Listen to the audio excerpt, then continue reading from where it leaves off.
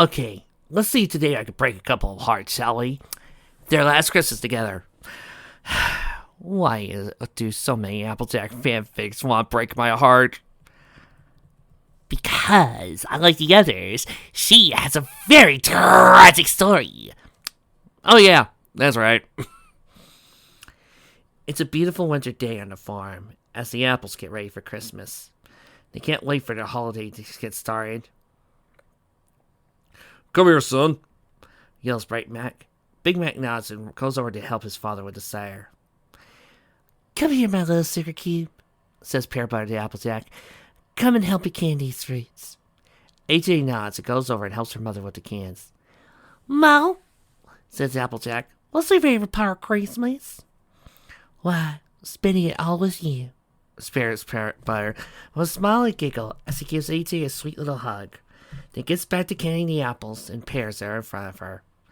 Meanwhile, over in her corner, Granny Smith rocks an infant apple bloom who soon yawns in her arms. Everybody on three! 1, 2, 3! Aww! Pear Butter smiles. She's just so innocent, carefree, so small, sighs Pear Butter. Then she loses the last can and grabs Applejack and swings her up onto her back and goes over to sit by Granny. Bright Mac and Big Mac come over and join them with cups of cider for every pony. Then they begin to drink their cider together and share stories on the Yule log. Let's pie time, says Granny Smith. My family came to these lands and founded Ponyville. Back then, I was just a young lady Smith. My family built this farm from the ground up. I still remember our first Christmas on this farm. I remember it so well. It was 2 years after the barn was completed. I gave birth to you, my brat Mike.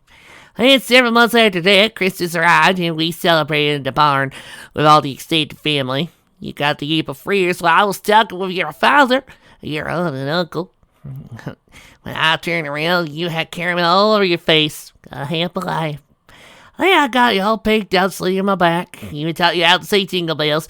You always say jingle English. It's the cutest thing ever. We all sung carols together at the farm. Stared our side together. It was the most memorable Christmas of all time for me. That's cool, Granda, said Applejack. Please tell us more stories.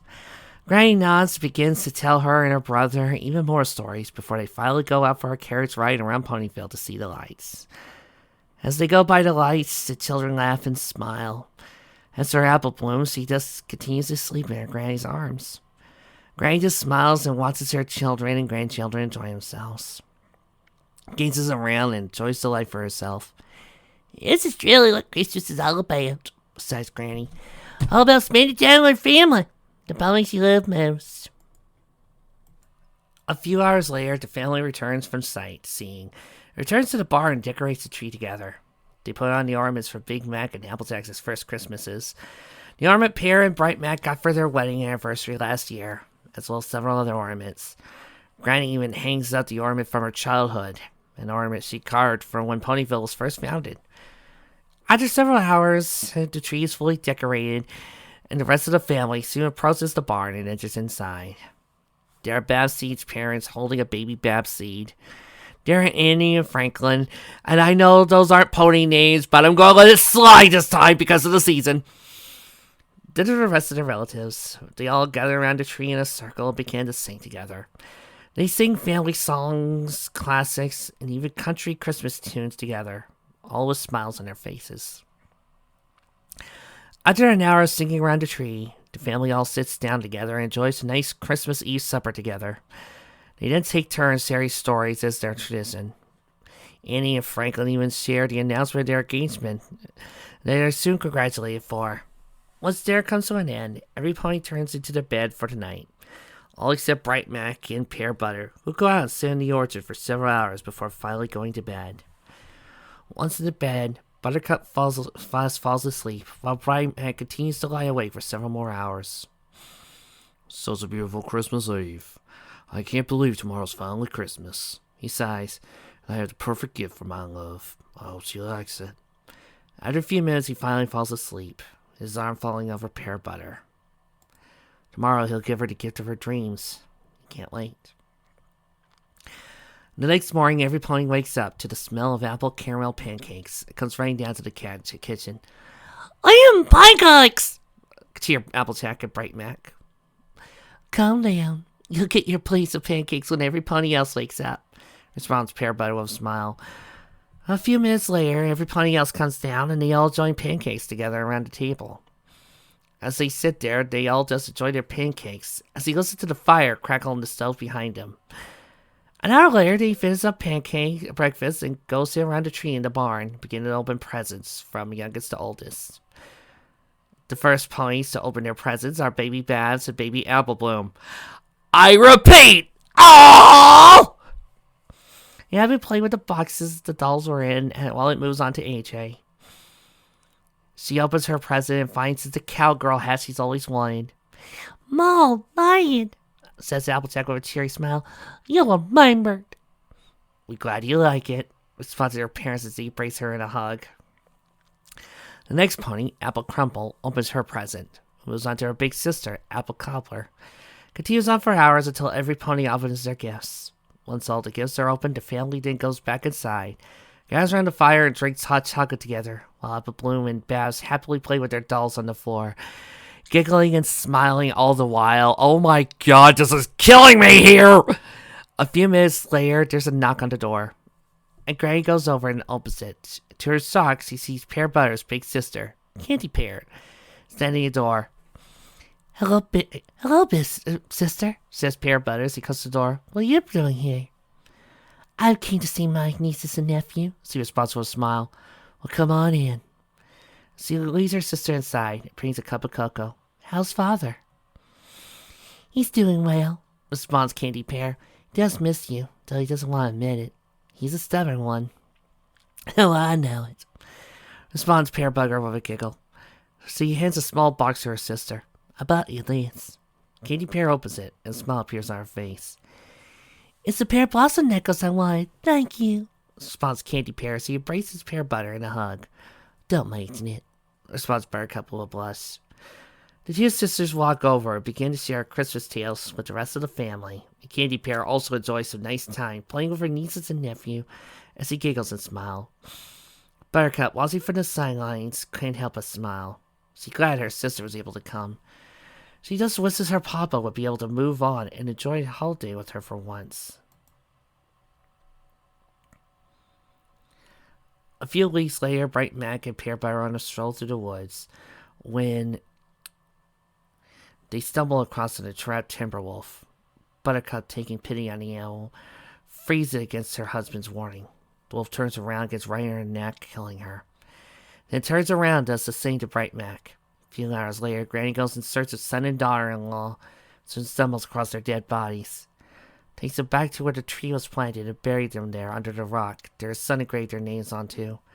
Sits there and cries for hours on end before returning to the house and breaking the news to her children. Applejack, Big Mike, Granny says in tears. Your mother and father are dead, killed by the Timberwolves. I'm sorry. It's okay, Granny, responded Applejack and Bright Mack as they came over and shared a good cry with little Applebloom. Was asleep in her crib upstairs. No idea her parents are dead, and won't for a very long time. It's Christmas time, several years later, when Applebloom walks in and sees Applejack and Big Mac decorating the tree. I've been looking through the old family Christmas photo albums, and saw pictures of all of us. All of us, you, my brother, mom, Larry, Granny, all the John Heartswarming together. Please tell me about it. Well, that picture was from the last Christmas we had together before mom and dad died. Responds 18 with a frown appearing on her face. Yours just a little bitty feeling, Lane. So we did all share Christmas together once? Yeah, but not will you remember. Responds Applejack. You and Bass both wouldn't remember. You're both newborns at the time. Can you tell me more? Sir, nods Applejack as he climbs down the ladder, grabs Applebloom, pulls Big Mac over by the ear, sits every pony down on the couch. It was Christmas several years ago. Mom and Dad just had you, and we were all celebrating Christmas together. Every apple and 2 pears. Your Aunt Candy Pear was there as well. We all blasted together that Christmas for decorating the tree and singing songs. He and Babs had blasts playing with the empty boxes. Applejack just giggles, then hands an ornament to Applebloom. This was an ornament from your first Christmas. That's so beautiful, Applejack, responds Applebloom. I just remember I wish I could remember Mom and Pa. I know, Sugar Cube, responded Applejack. Braces her little sister in a hug, continues the story. A few hours later, the story comes to an end, and Applejack kills Apple Bloom, hanging her ornament on the tree. She and Bright Mack then finish up hanging the rest of the ornaments. Applejack goes to the closet, pulls down an old box, and opens it. A few things, and blows the dust off of them. So does Apple Bloom. Liz smells old pressed buttercup flower Dad gave for Christmas, says the Applejack as he puts it to Apple Bloom's hoof. Then pulls down another item from the box, blows the dust off of it. And this is a gold-crested yoke that Mom gave Dad for Christmas. Places it down in front of Apple Bloom for her to look at. Wow, these are cool, says Apple Bloom as he looks at the items back at Applejack. Puts them in a box in back of the closet. President Apple Bloom began to cry. She goes over and braces her sister in a hug as Apple Bloom mutters, I just miss him so much, she cried.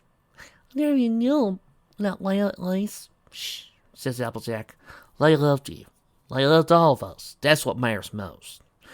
Their memories live on in us. In their stories, these mementos, they live on in you.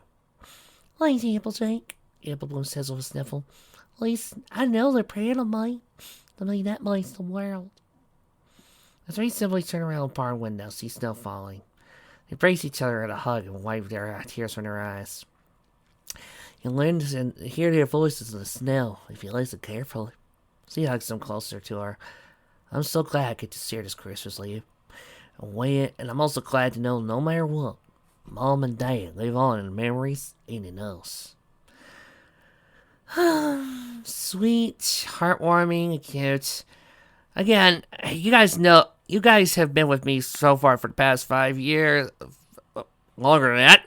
You guys have been all with me for the past 7 years. I think you should know by now that we don't review this type of stuff, but still, very heartwarming.